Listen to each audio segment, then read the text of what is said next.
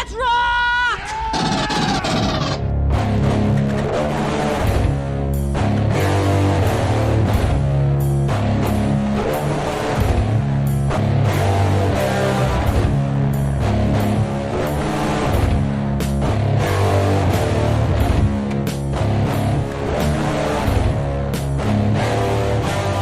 Radio Free Innsmouth, episode something.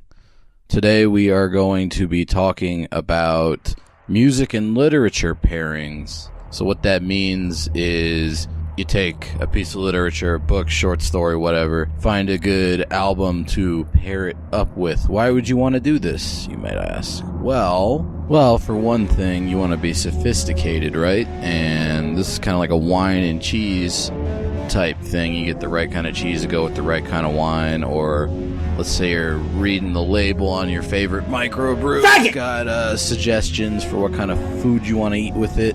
Arthur Schopenhauer, the famous German philosopher, a man so pessimistic about human nature that he makes Nietzsche look like an optimistic 12-year-old girl, as evidenced by his eminently quotable passage from On the Sufferings of the World.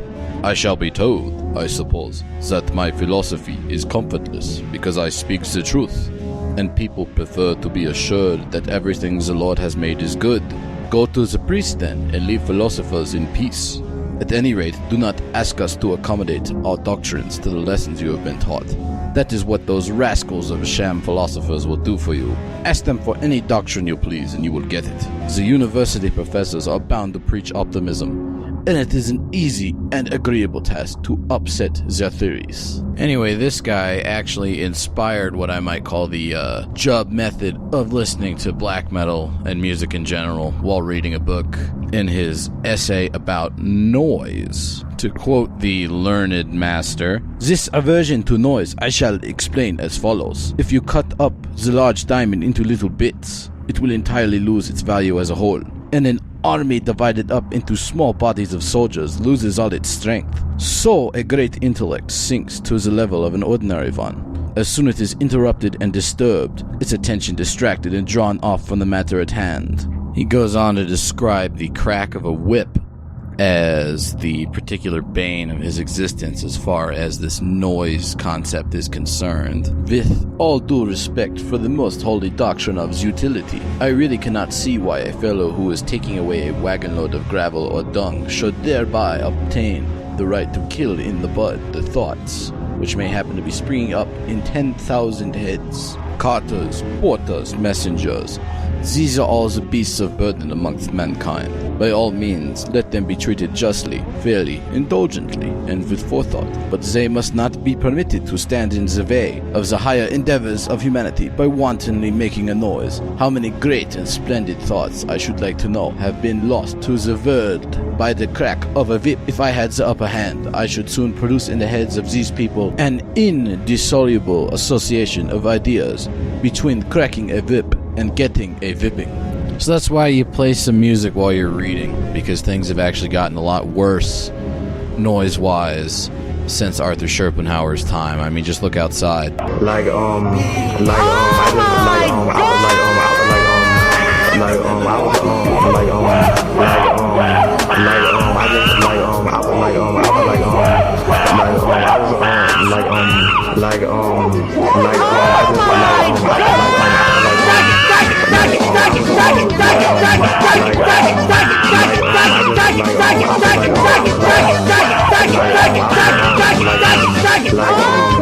So the kind of music that's good for reading to should be not very heavy on the lyrics, so it doesn't distract you that much. Not catchy enough to be intrusive, but it should be interesting enough to allow for moments of contemplation, maybe when you look up from the text and you think about what you just read. Maybe I'm the only person that does that. It's called active reading, folks. You should try it sometime. Also, it should match the atmosphere of what you're reading. That's probably the most important thing.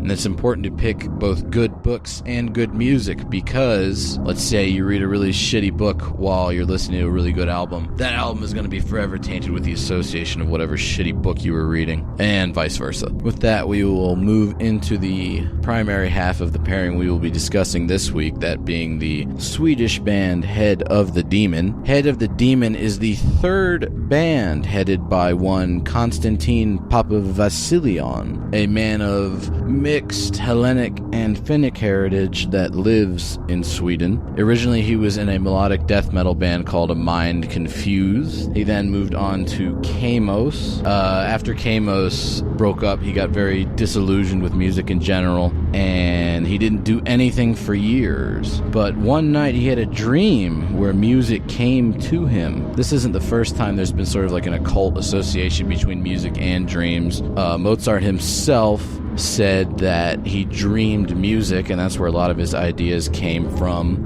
Good old Varg from Bum Bum actually designed his initial albums to stimulate dreams by like going up through side A. It would lead into an ambient track, then when you flip it over, it does the same thing. Eventually it transitioned over to CDs, so the music would start out with 3 long songs and then go into an ambient track, getting progressively simpler and more cosmic to kind of mess with your head when you're going to sleep. So getting back to the Head of the Demon guy, he didn't really know what to do with this music at first. All of his guitars were tuned down to A and very distorted, and the riffs that were coming into his head weren't really coming out well with the tuning that he had, so he switched to using clean guitar, standard tuning, so back up into E standard, and he played them like pretty slowly. He called it Black Doom. I don't know if that necessarily fits what's going on here. It's more like very long melodic lines that twist and turn in on themselves over time. So he calls up his buddy Thomas Oberg, the drummer for A Mind Confused back in the 90s, who also drummed on the first couple Kamos demos back when Konstantin still had a sort of youthful enthusiasm for that project. Thomas Oberg brings a kind of subtly orchestral sound to the drums, where there's a lot of fading in and out with the cymbals. He uses the bass drum more like a timpani than a typical blast beat machine. The album I am recommending from them, Satanas Trisegmentos, their second album, came out last year, was actually played entirely live in the studio, with a mix between very thought-out compositions and a bit of improvisation. Lyrics on this album are very simple, but they're also a lot more thought out than your standard black metal stuff. I'm thinking here of the first song, Nox Est Lux. Nox is the Latin word for night. Lux is the Latin word for light. So you see they're already playing with combining dualities and contrasting polar opposites in a spiritual sense, in a similar way that Arthur Machen did in his story, The White People. Holiness requires a great, or almost as great, an effort, but holiness works on lines that were natural once. It is an effort to recover the ecstasy that was before the fall, but sin is an effort to gain the ecstasy and the knowledge that pertain alone to angels, and in making this effort, the man becomes a demon. Then the essence of sin really is in the taking of heaven by storm. It appears to me that it is simply an attempt to penetrate into another and higher sphere in a forbidden manner. So yeah, check this album out. It's really good. It doesn't sound like anything else I've heard in black metal or music in general. You can get it pretty cheap off their Bandcamp. You do the thing where you order the CD and you get the MP3s as an added bonus to tide you over until it comes in the mail. And with that, we move into the book I would suggest pairing with the second Head of the Demon album. That would be Montague Rhodes James's Ghost Stories of an Antiquary. So Montague Rhodes James was an influence on Lovecraft. His stories commonly deal with some sort of investigator or scholar looking into the past and inadvertently calling up a specter from beyond the grave that menaces them. So you can see how that would influence Lovecraft, where all of his protagonists are scholars looking into something and then bad things happen because they went a little too far into the abyss. Really good use of atmosphere in these stories, also a bit of wry, morbid humor that's done in a very dry British way that I find enjoyable. My favorite stories stories in this particular collection, that being the first Ghost Stories of an Antiquary, are Lost Hearts, which deals with sort of an intergenerational abuse cycle, very similar to how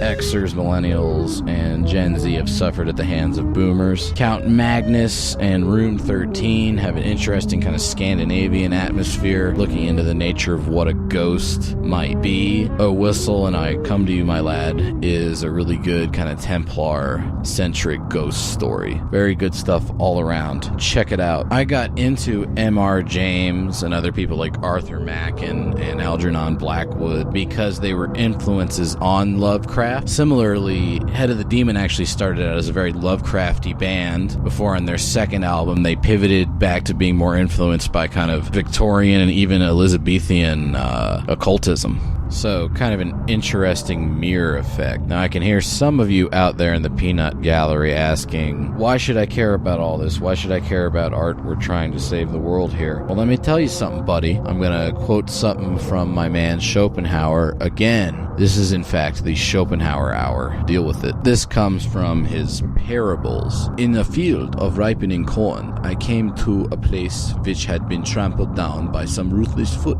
and as I glanced among the countless stalks, every one of them alike, standing there so erect and bearing the full weight of the ear, I saw a multitude of different flowers, red and blue and violet. How pretty they looked as they grew as they were so naturally with their little foliage. But, thought I, they are quite useless. They bear no fruit. They are mere weeds, suffered to remain only because there is no getting rid of them. And yet, but for these flowers, there would be nothing to charm the eye in that wilderness of stalks. They are emblematic of poetry and art, which, in civic life, so severe but still useful and not without its fruit, plays the same part as flowers in the corn. Gentlemen, we are fighting an occult war here, and the spirit needs fuel to run on.